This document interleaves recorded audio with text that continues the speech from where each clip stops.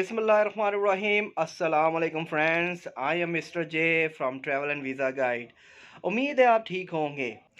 Alright, जो मैं आज इस वीडियो में आपको बताने जा रहा हूँ, visa application rejection once again, कि आपकी वीज़ा एप्लीकेशन क्यों रिफ्यूज़ हो रही है, क्या वजह है। सो मेरे डॉक्यूमेंट्स भी कंप्लीट हैं, मेरी ट्रैवल हिस्ट्री भी अच्छी है और मेरी बैंक स्टेटमेंट भी अच्छी है, फिर भी तुर्की ने मुझे वीज़ा नहीं दिया। Very confuse. मैं इस चीज़ को एक्सेप्ट नहीं कर सकता कि तुर्की ने मुझे वीज़ा क्यों नहीं दिया। तो सबसे पहले मेरी आपसे रिक्वेस्ट है कि आप मेरे चैनल को सब्सक्राइब कर लीजिए, बेल आइकन पे क्लिक कर लीजिए, ताकि हर आने वाली मेरी वीडियो आपको बआसानी से मिलती रहे। सो रिगार्डिंग टू टीआरसी, जो मैंने वीडियो अपलोड करनी थी तो वो मैं अपलोड नहीं कर पाया, क्योंकि द मोस्ट इम्पॉर्टेंट इन्फॉर्मेशन मैं जो आपके लिए लाया हूँ वो मैं सबसे पहले आपको बताने जा रहा हूँ कि आप इस पर फोकस करें। अगर आप नहीं फोकस करेंगे तो फिर आपकी वीज़ा एप्लीकेशन रिफ्यूज़ हो जाएगी, क्योंकि लोग ये गलतियाँ कर रहे हैं, तो ऐसी गलती मत करें। तो जो बताने का मकसद मेरा ये है कि अगर आप अपनी एप्लीकेशन सबमिट करना चाहते हैं, अगर आपका बिज़नेस है, अगर आप जॉब करते हो या फिर आप किसी के साथ पार्टनरशिप पे वर्किंग कर रहे हो, व्हाटएवर एनीथिंग, तो जनाब आप अपनी बैंक स्टेटमेंट के साथ, अपनी कंपनी के साथ, अपनी जॉब के साथ किसी भी कैटेगरी में आते हो तो आपने अपने एनटीएन पे फोकस करना है कि आपका एनटीएन किस कैटेगरी का है, और आप मतलब कि बिज़नेस करते हैं, आपकी बिज़नेस कंपनी व्हाटएवर वो किस कैटेगरी में आ रही है। अगर आप जॉब करते हो तो आपका एनटीएन आपका सैलरी बेसिस हो। अगर आप बिज़नेस करते हैं तो आपके एनटीएन में आपका बिज़नेस का शो हो रहा हो। फिर आ जाते हैं रिटर्न्स के ऊपर। आपकी रिटर्न्स मस्ट आपकी हर साल जानी चाहिए। अगर आपने प्रीवियस ईयर्स की रिटर्न्स जमा करवाई हुई है तो वेल एंड गुड, उससे भी आपकी एप्लीकेशन मोस्ट इजी हो जाएगी।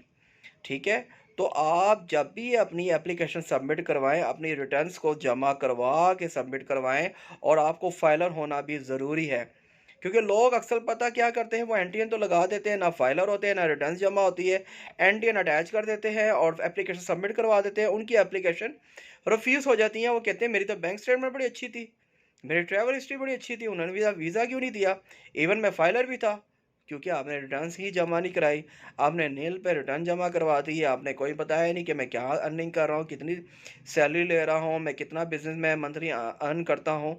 तो वो आपने बताया तो ज़रूर है, लेकिन आपने एनटीएन में मेंशन ही नहीं किया।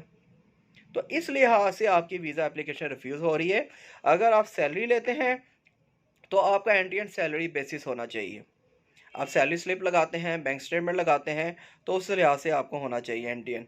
अगर आप बिज़नेस करते हैं तो आपका बिज़नेस से लिहाज से होना चाहिए। आपके एनटीएन में आपकी कंपनी का नाम, कंपनी का एड्रेस मेंशन होना चाहिए, या तो कंपनी का एनटीएन होना चाहिए। उस लिहाज से आपकी टैक्स रिटर्न जमा होनी चाहिए, और वो साथ आप लगाएं, लाजमी लगाएं। अगर ये चीज़, ये डॉक्यूमेंट्स आप नहीं लगाएंगे सारे डॉक्यूमेंट्स के साथ, तो आपकी वीज़ा एप्लीकेशन रिफ्यूज़ हो जाएगी। क्योंकि बैंक स्टेटमेंट तो जाहिर सी बात है ऑल एम्बेसी के लिए मस्ट है। आप बैंक स्टेटमेंट लगाएंगे, उसमें आपका क्लोजिंग बैलेंस अच्छा होना चाहिए। फॉर एग्जांपल तुर्की तो रिक्वायर्ड करता है 4 लाख, 3 लाख से स्टार्ट होता है, 4 लाख, 6 लाख, इवन के 10 लाख तक आप शो कराएं, 20 लाख वट एवर। ठीक है। अगर ज़्यादा से ज़्यादा आप इनकम शो कराएंगे तो आपकी ये टैक्स रिटर्न्स भी होनी चाहिए, कि आपकी टैक्स रिटर्न अच्छी होनी चाहिए। आपकी टैक्स रिटर्न उस लिहाज से नहीं शो करेगी तो आपकी वीज़ा एप्लीकेशन रिफ्यूज़ हो जाएगी।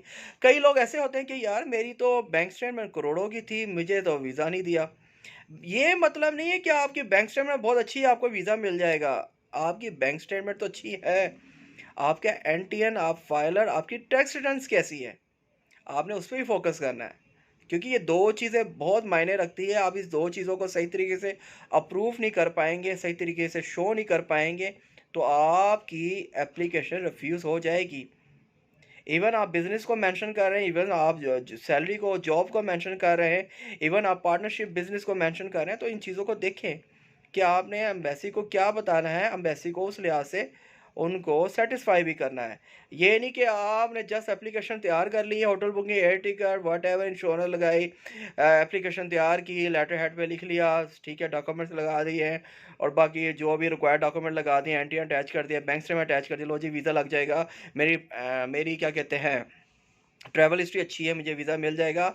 अब वो बात नहीं है, क्योंकि सितंबर में जो इन्होंने अपलोड किया है वो यही है कि ये टैक्स रिटर्न उन्होंने मस्ट कर दी है, एनटीएन मस्ट कर दिया है, कंपनी का हो, सैलरी का हो, व्हाटएवर हो, फाइलर होना चाहिए। अगर ये चीज़ नहीं होगी तो आपकी वीज़ा एप्लीकेशन रिफ्यूज़ होगी। तो इस लिहाज से आप मतलब कि एहतियात कीजिए, अपनी एप्लीकेशन को उस तरीके से ना अटैच कीजिए।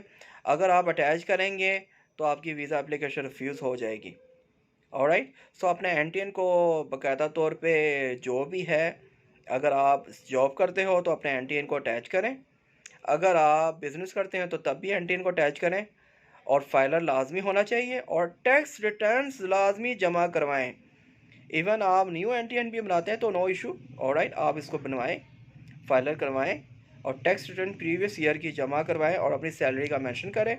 बिज़नेस करते तो बिज़नेस को मेंशन करें, पार्टनरशिप के साथ वो भी मेंशन करें, ऑलराइट, और अपने लेटर हेड के ऊपर अपनी एप्लीकेशन लिखें, उसको बयान करें, एफिडेविट को साथ लगाएं, तो इससे वीज़ा एप्लीकेशन आसान हो जाएगी आपकी।